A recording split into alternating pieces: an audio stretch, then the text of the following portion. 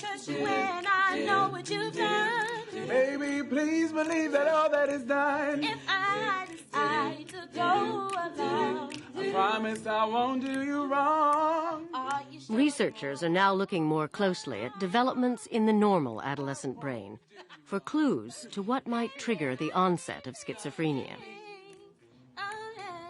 The adolescent brain is far more flexible, far more adaptable than we had ever realized before. There's enormous potential for change, and not just change in sort of psychological dimensions, but actual physical, anatomical changes.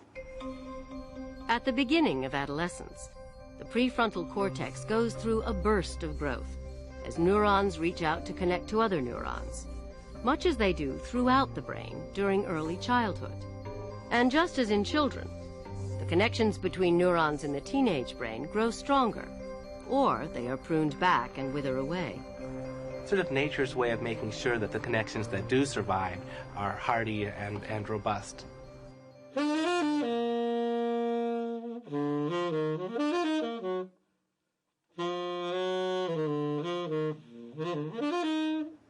One of the ways the brain seems to try to figure out which connections to keep and which ones to eliminate or prune is based on the activities of the teen.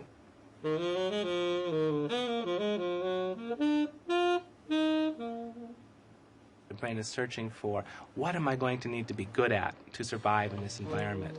And the way that it figures that out is, what am I doing now?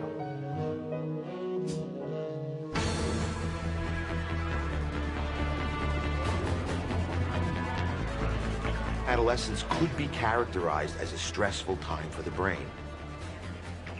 There are chemical changes, hormonal changes, anatomical changes, changes in the expression of genes inside of cells. It's a time of great biological tumult. And the frontal lobe is fighting to adapt to the environment, to deal with all these inner instinctual surges. It's difficult. It's difficult with a frontal lobe that's normal to make it through adolescence. But we believe that patients with schizophrenia don't have a frontal lobe that's normal. We believe it didn't develop normally, probably from early in life.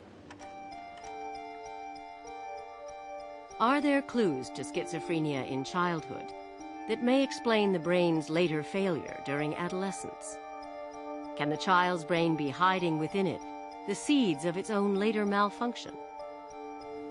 Psychologist Elaine Walker is trying to answer those questions by examining the home movies of children who later developed schizophrenia. We were looking for evidence that there was some abnormality in brain function. And of course, one of the best places to look for that in young children is in their motor development. This child only uses one hand to try to catch the ball. This child is showing some unusual posturing of his left hand, hyperextension of his fingers. Normal children develop crawling in a symmetric fashion. This is a very asymmetric crawling pattern, and that is another characteristic that we observed more often in the children who later developed schizophrenia. Walker's observations cannot be used to predict schizophrenia. Although these eccentric movements appear more frequently in children who eventually develop the disease, they can be found in normal children as well. But Walker's study is consistent with the theory that schizophrenia is caused by events in early brain development, even, perhaps, just months after conception.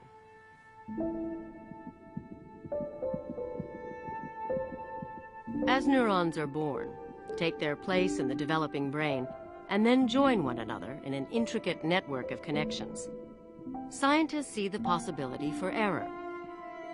The genetic makeup of the brain itself, poor nutrition during pregnancy, or a viral infection, all may have devastating effects. Whatever the cause, scientists speculate the damage lies dormant until adolescence, when the prefrontal cortex goes through its final maturation. Schizophrenia could be a disease in which this last developmental stage is run amok, and we end up literally with the wrong connections in the brain. Courtney, we're going to bring a monitor over in front of you that you'll be viewing throughout the study. Okay. Schizophrenia disrupts not only the thinking parts of the brain, but it can also have a severe impact on the emotions. Courtney, next you'll be viewing some slides that most people find to be pleasant or positive in content. Just relax and watch. To probe the emotional regions of the brain, researchers flash a series of pictures on a screen and use advanced imaging technologies to watch the brain's response. The normal brain responds to these stimulating images by activating regions of the brain that process emotions. These same regions respond poorly in many people with schizophrenia. People with schizophrenia will very often say, I've lost the capacity to feel related to other people in the world, or even related to the world at all.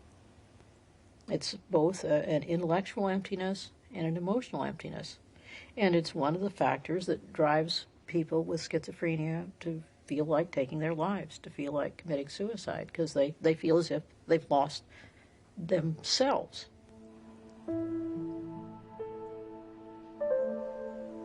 The thing that really crushed me was the lack of motivation, the negative symptoms of schizophrenia, the flat affect, the emotionlessness, the apathy.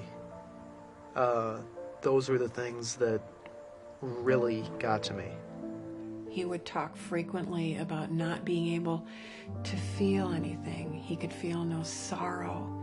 He could feel no joy. There was just nothing there. No sorrow, just empty. That's what he would describe, just empty and black.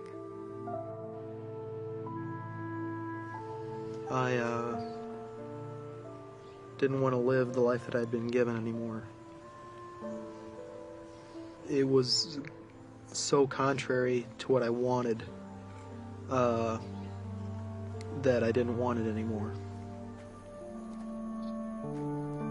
When I heard that Courtney had attempted suicide, I was not surprised.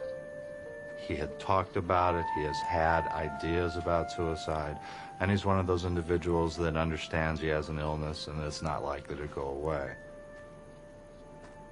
That he hadn't succeeded was perhaps what surprised me the most, because he succeeds in most things that he's done in life up to this schizophrenia. I wrote in my suicide note that why take death seriously if the quality of life is poor? And that thought really stuck with me for a long time.